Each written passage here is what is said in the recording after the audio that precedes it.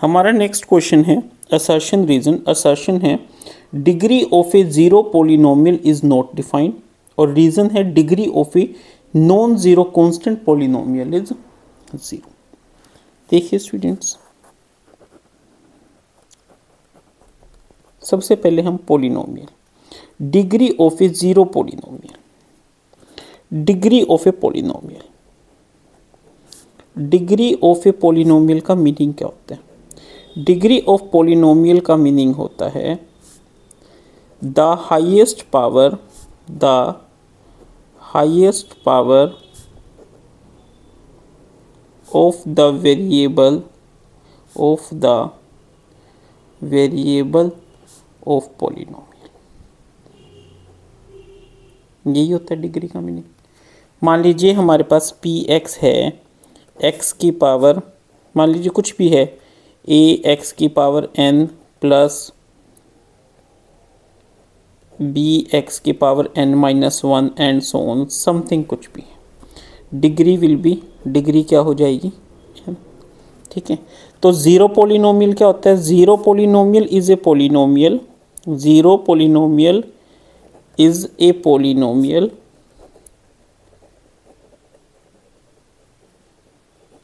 whose coefficient of all variables are zero, है ना।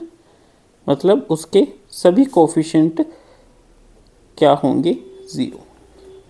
और we can say P X is equal to zero, ये क्या है, इज ए ज़ीरो, ठीक है। अब इसकी डिग्री हम कैसे डिफाइन करेंगे, देखिए, ठीक है। यहाँ तक कुछ समझ आया है? चलिए, अगर नहीं समझ आया भूल जाइए। देखिए P X is equal to zero, ये हमारा क्या है, ज़ीरो। अब इसको मैं P X is equal to zero multiply by X की पावर ज़ीरो लिख लूँ, ठीक है। तो ये क्या हो जाएगी, यहाँ पे डिग्री क्या हो जाएगी, वन। इसी को मैं ज़ीरो इंटू एक्स की पावर वन लिख लूँ तो डिग्री क्या हो जाएगी, वन, यहाँ पे ज़ीरो। इसी को मैं ज़ीरो इंटू एक्स की पावर टू लिख लूँ तो डिग्री क्या हो जाएगी, टू। इसी को मैं ज़ीरो इंटू एक्स की पावर थ्री लिख लूँ तो डिग्री क्या हो जाएगी, थ्री। इसी को मैं ज़ीरो इंटू एक्स की पावर फोर लिख लूँ तो डिग्री क्या हो जाएगी, फोर। इसी को मैं ज़ीरो इंटू एक्स की पावर फाइव लिख लूँ तो डिग्री क्या हो जाएगी, फाइव। तो ये तो कंटिन्यू चलता रहेगा अप टू इन्फिनिट, है ना। तो हम क्या कहेंगे, दैट द डिग्री ऑफ, तो अब हमें क्या पता डिग्री ये है, ये है, ये है, ये है, या है, कुछ भी नहीं पता, ठीक है। तो हम क्या कहेंगे, therefore degree of A zero polynomial is not defined, और ये डिफाइंड नहीं है तो it means assertion is true, ठीक है स्टूडेंट्स। इसका मतलब क्या हुआ कि जो हमारा असर्शन है वो क्या है, ट्रू है। अब आ गया हमारा रीज़न।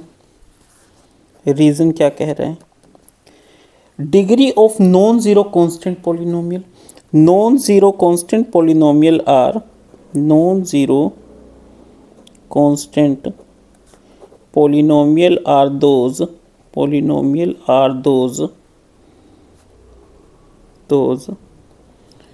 which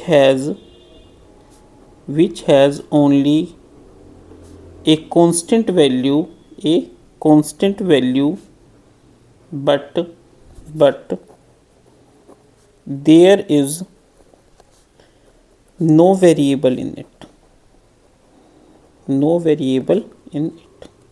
जिसके अंदर कोई वेरिएबल नहीं होता। एग्जाम्पल, ठीक है, P X is equal to two, P X is equal to five, ठीक है, और P X is equal to suppose C.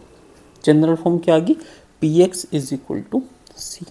Now let P X is equal to C, ये हमारा क्या है, एक नॉन ज़ीरो कांस्टेंट पॉलिनोमियल है, suppose is non zero constant polynomial.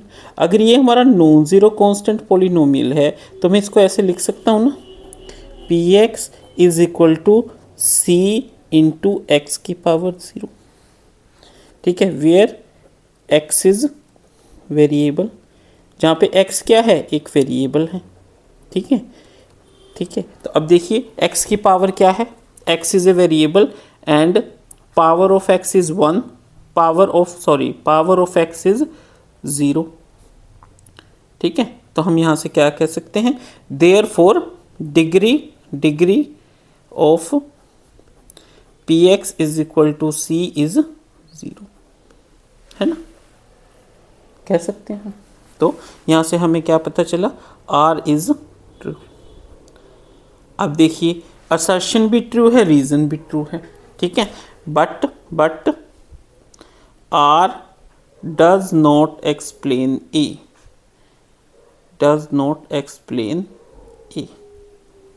R ए को एक्सप्लेन नहीं कर रहा, इनका आपस में तो कोई लिंक नहीं रहा, है ना। तो हम क्या कहेंगे, कौन सा ऑप्शन सही होगा, ऑप्शन बी,